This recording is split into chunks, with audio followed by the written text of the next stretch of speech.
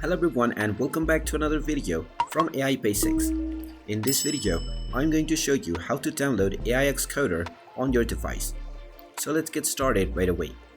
First of all, open up your web browser and then in the address bar type in aiXcoder.com and press enter. Now if you don't see the language in English, you will find the English button at the top right corner which you can click on and then proceed with the English language.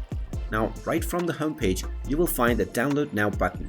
Go ahead and click on this button, and now you will see the steps for various different programming platforms in order to install aiXcoder.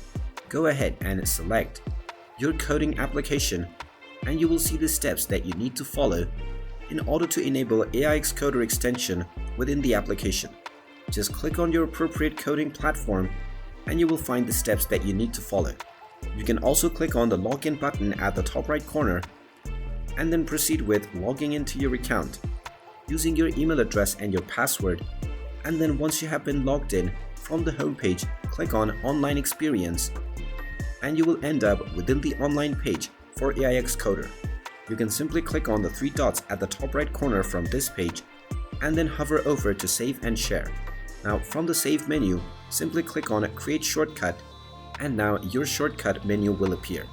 You can simply enter the name that you want to give for your application shortcut and make sure that Open as window is turned on.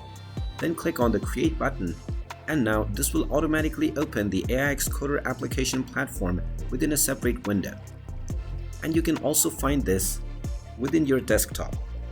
You can simply double click on the aiXcoder shortcut on your desktop and you will automatically be logged in and taken into the page from which you can directly start coding. And there you have it. That is how easy it is to download and install the aiXcoder on your system. If you find this video helpful, make sure you hit that like button and subscribe to our channel if you haven't done so already. Also ring that notification bell to never miss another update from us. Thank you for watching and I will see you again in the next video.